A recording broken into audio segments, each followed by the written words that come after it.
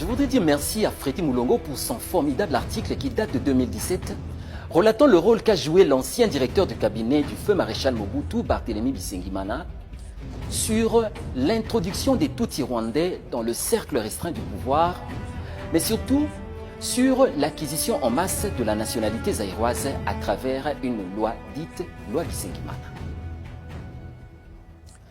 Certains pensent que les infiltrations rwandaises ont commencé avec l'avènement de l'ancien président Laurent-Désiré Kabila en 1997, peut-être par ignorance ou par mauvaise foi. D'autres estiment qu'elles sont beaucoup plus antérieures que ça. Une partie de la réponse réside au début des années 70 par les actions d'un homme qui a émergé dans les sphères du pouvoir pour devenir le tout-puissant directeur de cabinet du président Mobutu et grand homme d'affaires Barthélemy Bisengimana Rwema, surnommé Barthos. Bisengimana Rwema fut le tout-puissant directeur de cabinet de Mobutu de 1969 en 1977. On l'avait surnommé Monsieur 10% ou 30% par rapport au pourcentage qu'il percevait comme commission pour faire aboutir une démarche. C'est lui qui a pistonné les hirondelles rwandaises auprès des membres du gouvernement et de l'administration sous Mobutu. Chaque ministre devait avoir un deuxième bureau, une hirondelle rwandaise, entendez par là une espionne au service du Rwanda. C'est Barthélemy Bisengimana, lui aussi qui introduisit le poison Karuo, obtenu à partir de la peau du caméléon et de crapauds très connus au Rwanda et à l'est de la RDC.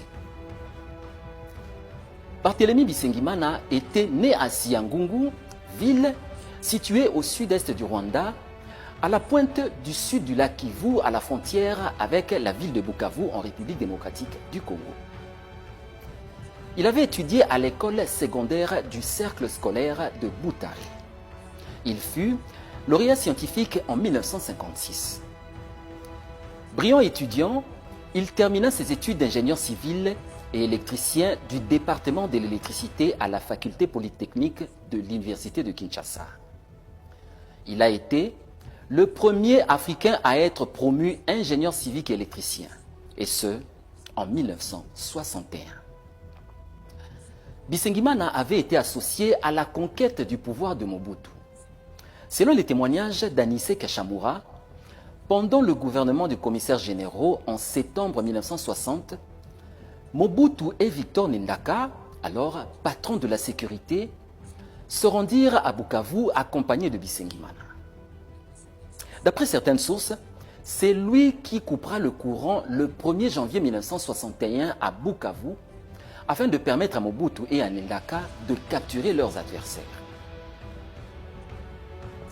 Aussi, le 24 novembre 1965, Mobutu sollicita de nouveau ses services pour couper les télécommunications au Congo avec l'extérieur afin d'opérer son coup d'État.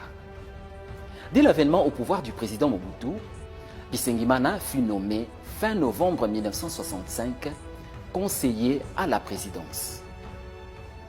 Et en 1969, à travers l'ordonnance numéro 69-096 du 8 mai 1969, Barthélemy Bisengimana Rwema est nommé par le président Mobutu directeur du bureau du président de la République, l'équivalent du directeur de cabinet.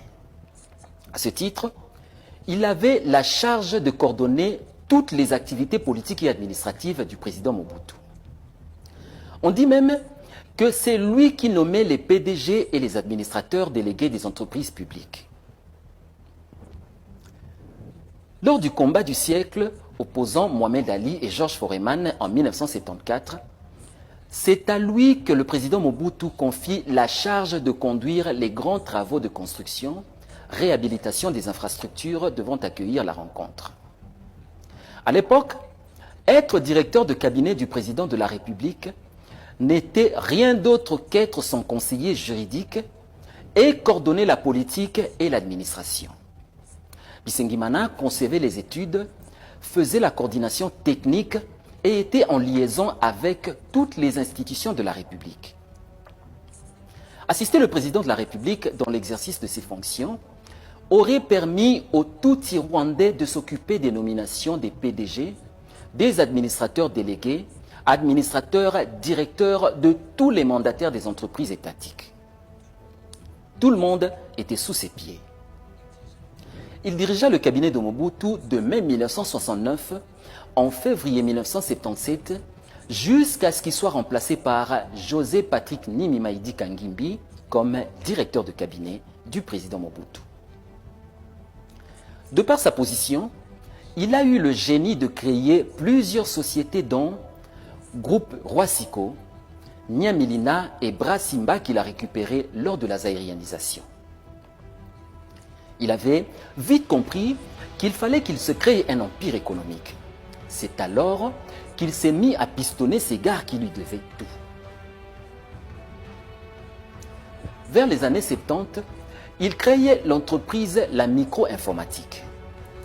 Il sera le seul concessionnaire au Zaïre de grandes marques et compagnies étrangères telles que International Engineering Company, General Electric Company, Morrison Knudsen International and Corporation, HK Ferguson et Fitchback and More Company. En plus des affaires dans l'électronique, il a investi dans plusieurs autres domaines tels que Bateau Moulamba, les plantations d'Idjui, les fermes d'Osso, etc. Bon nombre des Rwandais étaient pistonnés par le tout-puissant Bartos dans les compagnies américaines telles que General Motors, Goodyear, Tire & Rubber, Barclay Bank, Citibank, Coca-Cola Enterprise et IBM. Nous allons citer quelques exemples de ces coups de pouce en commençant par Cyprien Rwakabuba-Shinga comme membre du comité central, commissaire du peuple, membre du bureau politique, commissaire politique et administrateur dans plusieurs sociétés étatiques. Un certain Ngira Batouaré a été nommé PDG de l'Office national des postes et télécommunications du Zaïre, l'ONPTZ.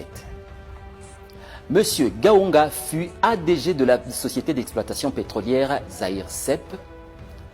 Rui Gamba a été directeur général de la Banque de la Communauté économique des pays des Grands Lacs, CEPGL, puis il fut aussi directeur de la société financière de développement Sofidé. Oscar Abarugira a été coordonnateur du Centre national des recherches et investigations, le CNRI, qui est un service de renseignement. Victor Ngezayo a été PDG de RMA, propriétaire des hôtels Les Masques, actionnaire principal de Parc Hôtel et mandataire de Sakima.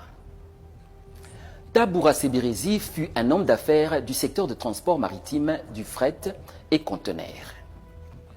Nyumba Yere a été secrétaire général de l'Agence africaine de distribution de matériel, Afrima, importation matériel roulant, Toyota, Kawasaki, Harvester. Il a été aussi administrateur, directeur général adjoint de l'Union zaïroise des banques UZB et directeur des crédits de la Banque centrale du Rwanda. Oswald Ndeshiwo fut commissaire d'État, administrateur des sociétés d'État, consultant de l'OUA et doyen de la faculté de droit de l'UNIKIN. Antoine Rwakabuba a été responsable des imprimeries et librairies Volcan. Cette liste n'est pas exhaustive et encore moins discriminatoire.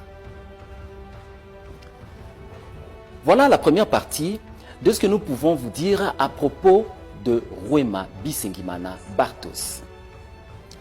Dans la deuxième partie, nous allons vous expliquer comment il a pu intégrer les Rwandais, non seulement dans le cercle politique zaïrois à l'époque, mais comment il a manigancé pour donner à la plupart des Tutsi-Rwandais la nationalité congolaise à travers ce qu'on appela loi Bisengimana.